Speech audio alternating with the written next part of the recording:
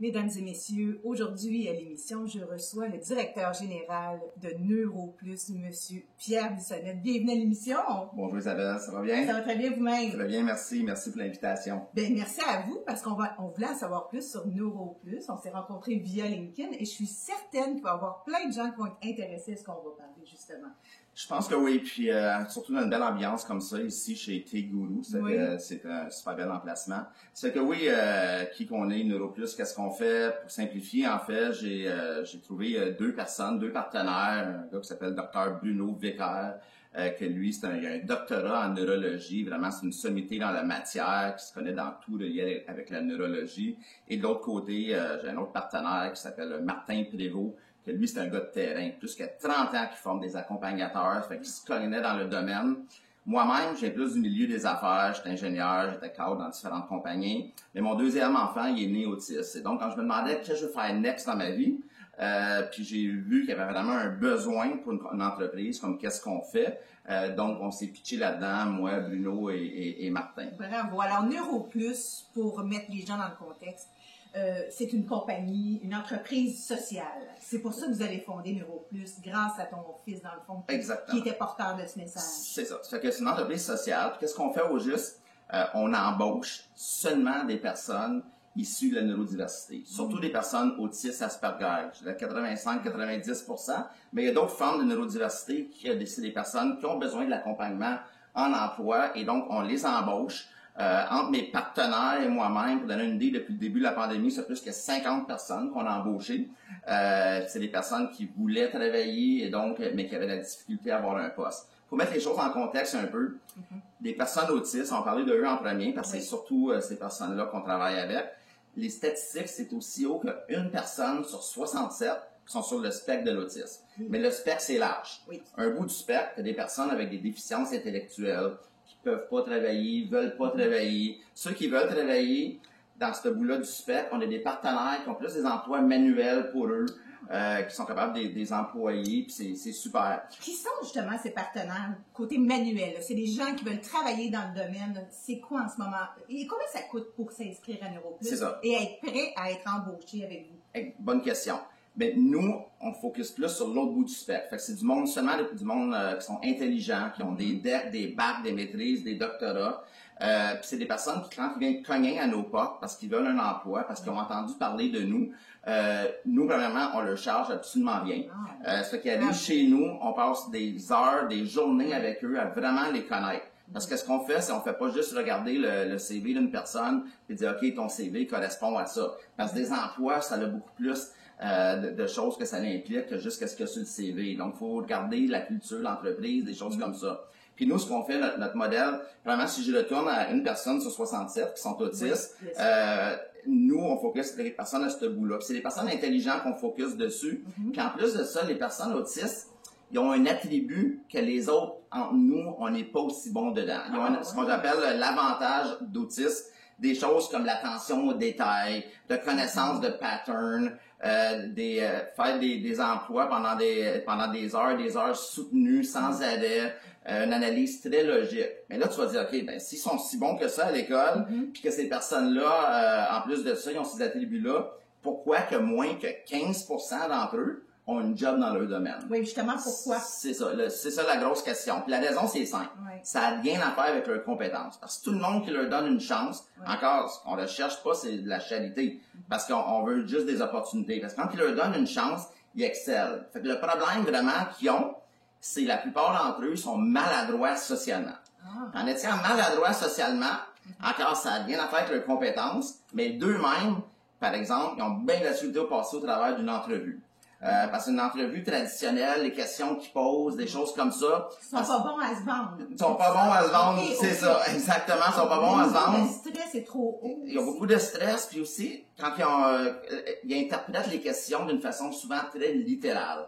Comme un exemple que je donne, que c'est arrivé encore, parce que des fois, j'écoute nos partenaires qui posent des questions dans les entrevues, puis une de nos personnes, Guillaume, se faisait poser la question, « Hey Guillaume, pourquoi qu'on embauche chez toi? On a plein de CV sur notre bureau. » Puis moi, c'est une question typique d'entrevue. Mais la réponse de Guillaume, c'était je suis désolé, mais c'est une question injuste parce que j'ai pas ces CV-là devant moi. Mais si vous les partagez avec moi, je vais faire une analyse et vous dire si oui ou non, je pense que je suis la meilleure personne. Puis t'es bien sincère. Oui. Puis tant qu'à moi, c'est une bonne réponse. Moi aussi, c'est ça. Aussi. Mais pour une personne à l'autre bout qui sait pas c'est quoi une personne autiste, qui sont très littérales comme ça, c'est là que souvent, initialement, ils ont peur d'embaucher une personne différente parce qu'ils savent pas dans quoi ils s'embarquent. Justement, parlons justement de ces partenaires, ces employeurs qui font le pas justement d'aider ces gens-là, qui dans le fond vont travailler avec les accompagnateurs, vos professionnels. Qui sont ces gens-là? On a des petites entreprises et des énormes. Donc, il y a des petits partenaires qui sont 3 personnes qui développent des sites web.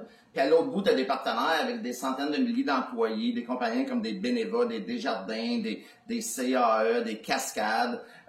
Encore, pour nous, ça n'a pas d'importance la grandeur de la compagnie qu'on place ces personnes-là et qu'on appuie ces personnes-là. Parce que notre focus à nous, c'est une personne à la fois et l'environnement qui travaille avec ses collègues, etc. Donc, ça peut être dans une énorme compagnie ou dans une petite compagnie, puis ça change absolument rien.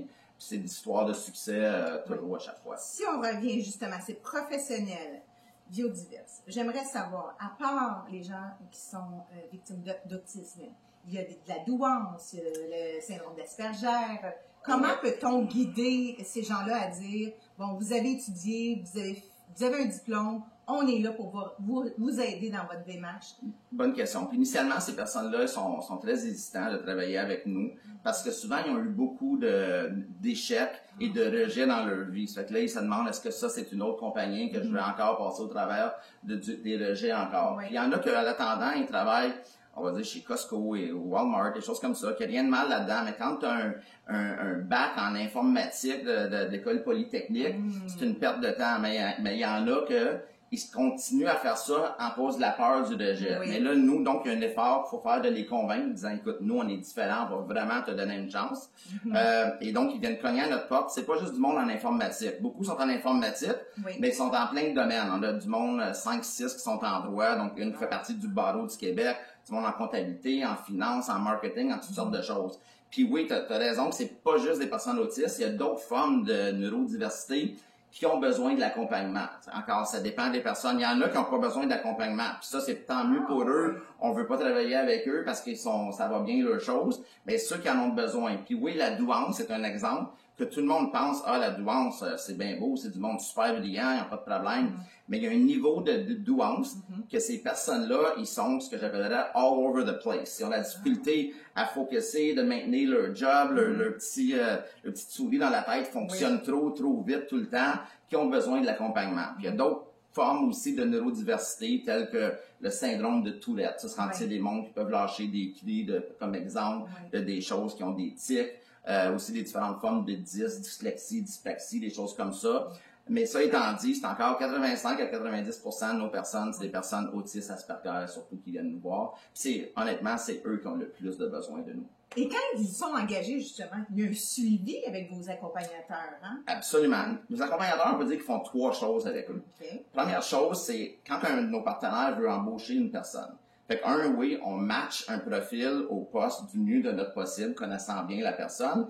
Mais là, la première chose qu'on fait, c'est avant que eux autres font l'entrevue, notre partenaire, mais nous, on va sensibiliser et passer du temps avec les intervieweurs. On va leur parler, les sensibiliser à l'autisme, leur parler du candidat qu'ils vont rencontrer. Aussi, on va leur suggérer des questions d'entrevue. Qu'est-ce qu'on pense qui est plus winner? Ça s'applique à tout le monde, pas juste à des personnes neurodiverses, mais des questions comme où que tu te vois dans 5 ans ou dans 10 ans. Une personne comme toi, Isabelle, tu vas poser cette question-là, mais tu vas essayer de figurer qu'est-ce que l'autre veut entendre. Ta réponse va être en fonction de ça, une belle petite réponse cute. Mais eux autres sont trop réels, c'est ça, trop peu, ils sont pas capables de les inventer, qu'est-ce que l'autre veut entendre. Fait qu'ils vont juste dire, comme moi, je sais pas, je vais être dans 5 ans ou 10 ans, puis c'est tout. Fait que donc, on suggère plus de parler vraiment de c'est quoi qu'ils vont faire dans le boulot.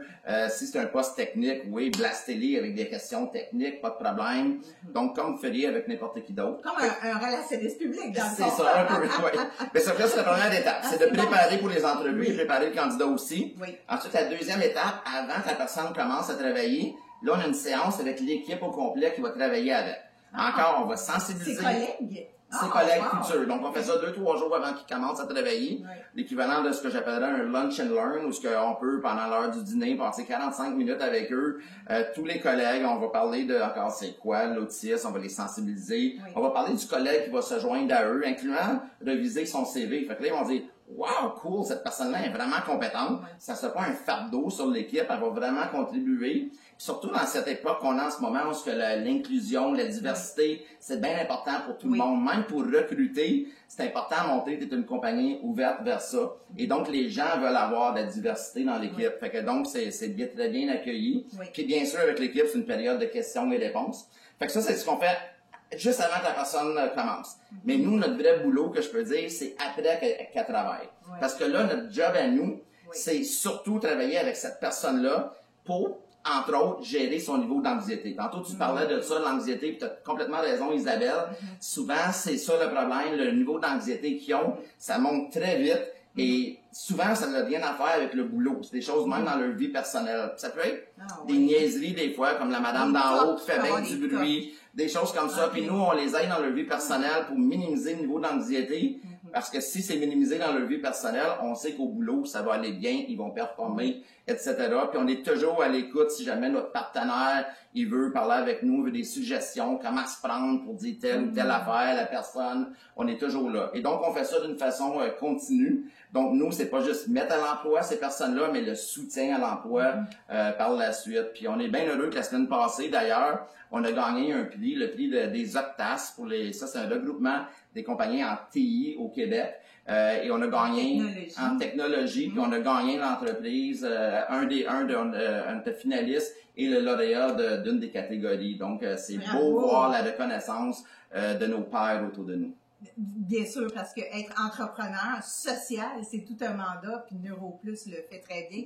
J'aimerais savoir aussi, les gouvernements, que font-ils pour recruter et aussi pour donner des subventions à cette main-d'œuvre? C'est une super bonne question. Puis j'aime que c'est là que ça m'attriste de voir la situation. Les jeunes enfants autistes, c'est pas si pire à l'école. Il y a un suivi d'année en année. Il y a quelque chose qui se passe. C'est pas fabuleux, mais il y a quelque chose qui se passe. Quand ils deviennent des adultes, ils sont complètement abandonnés par le gouvernement sur le côté emploi. Les personnes autistes, ce n'est pas considéré des personnes handicapées, donc ils n'ont pas les employeurs n'ont pas de subventions qui pourraient être éligibles.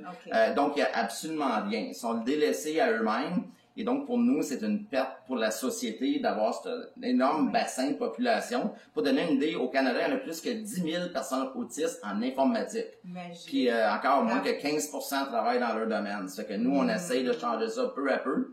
Mais oui, il n'y a pas grand-chose du côté gouvernement en termes de subventions salariales. Ah, non. Non, ça m'attriste. Monsieur Legault, Monsieur Trudeau.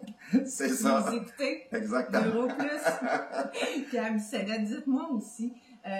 Bon, là, on parlait des choses à changer, des choses à évoluer, mais en ce moment, vous avez sûrement des professionnels à suggérer aux gens à la maison. Oui, on a vraiment du monde dans tous les domaines, comme je mentionnais tantôt. Oui, on a placé plusieurs, comme je disais, dans plein de sociétés, mais il y en a toujours des centaines et centaines qui sont disponibles, qui viennent cogner à nos portes. Donc, on cherche régulièrement des partenaires qui sont prêts à faire le saut. Parce qu'il n'y a pas juste un avantage pour le gouvernement de aussi mettre ces personnes-là à l'emploi. Parce que oui, plusieurs, par exemple, ils débattent de l'aide sociale et tout d'un coup deviennent des payeurs de taxes. Donc, c'est bon pour le gouvernement, pour la société. Mais pour nos partenaires, surtout dans un contexte de pénurie de main-d'œuvre et aussi avec l'importance de la diversité et l'inclusion. Fait que pour eux, on leur demande de nous contacter puis de faire le saut puis de dire on va donner une chance à ces personnes-là. Puis notre solution est vraiment clé en main. Fait que notre partenaire, il n'a pas besoin de se préparer puis avoir plein de choses, avoir des coûts à l'interne puis avoir des personnes à signer. Parce que la façon qu'on fonctionne, comme je dis, ils ont juste besoin d'embaucher une de nos personnes comme s'ils embaucheraient n'importe qui d'autre. Donc, l'excuse de dire on n'est pas prête pour ça, c'est pas une bonne excuse. Fait que oui, j'encourage tout le monde à, s'il vous plaît, contactez-moi. Bravo. Donc, si je reviens aussi à votre expérience, pourquoi aussi continuer à titre de directeur général, vous qui êtes vous êtes un ingénieur de formation, vous avez dirigé plein de projets. Est-ce que pour vous, à tous les jours, c'est votre raison de vivre, d'aider ces gens-là? Voyez-vous votre enfant, dans le fond, dans chaque personne que vous aidez? Absolument, c'est ma passion. Je vois les changements qu'on fait dans la vie de les personnes qu'on embauche. C'est pas juste qu'ils ont une indépendance financière. Parce que oui, ça l'aide, ça les aide, par exemple, à déménager de chez maman et papa. Parce que plusieurs, ils habitent encore chez maman et papa. Mais pour nous, c'est plus comment que ça change la confiance en eux. Tout d'un coup, d'être valorisés, d'avoir un emploi dans leur domaine. Puis oui, plusieurs déménagent de chez eux, plusieurs décident de fonder des familles. Fait que ça change vraiment leur vie. Puis pour moi, c'est tellement gratifiant de voir ça que c'est vraiment ma passion de faire ça et continuer à agrandir, c'est ça, la société. Pierre Bissonnette, vous aviez 3 choses à changer en ce moment dans ce que l'on vit dans la pénurie, parce que je sais que vous avez des postulants de tout âge, dans le fond. Ils ont quel âge, ces gens-là, qui viennent cogner à votre porte? On a des personnes qui viennent juste de finir un DEC, par exemple, donc autour de 20 ans, mais il y en a d'autres qui sont beaucoup plus âgés, dans la quarantaine comme il faut, puis il y en a qui ont eu le diagnostic d'être autiste plus tard dans la vie, qui savaient toujours qu'il y avait quelque chose qui allait pas bien, qu'il y avait de la difficulté avec les relations dans les emplois, des choses comme ça. Puis souvent, ça peut être une chose comme ils ont un enfant qui a un diagnostic d'être autiste, puis parce qu'il y a quand même un facteur héréditaire là-dedans, là, ils réalisent, oh mon Dieu, peut-être c'est ça que j'ai, ils se font faire un diagnostic. C'est une délivrance pour eux, en fait, de dire, wow, cool, là, je comprends qu'est-ce qui se passe. Puis c'est là que le réseau de psychologues, beaucoup au Québec, nous connaissent et les réfèrent à nous, disant, écoute, tu vas avoir un emploi avec des personnes qui vont t'accompagner, que tu vas être compris, etc., va cogner à la porte de NeuroPlus. Donc, on a cette chance-là d'attirer ces personnes-là. C'est vraiment intéressant. Merci beaucoup pour ce rendez-vous. Merci beaucoup à toi, Alors, si vous voulez, je sais pas, demander aux gens qui nous écoutent qui devrait faire confiance justement à ce système qui offre des emplois extraordinaires à des gens fabuleux.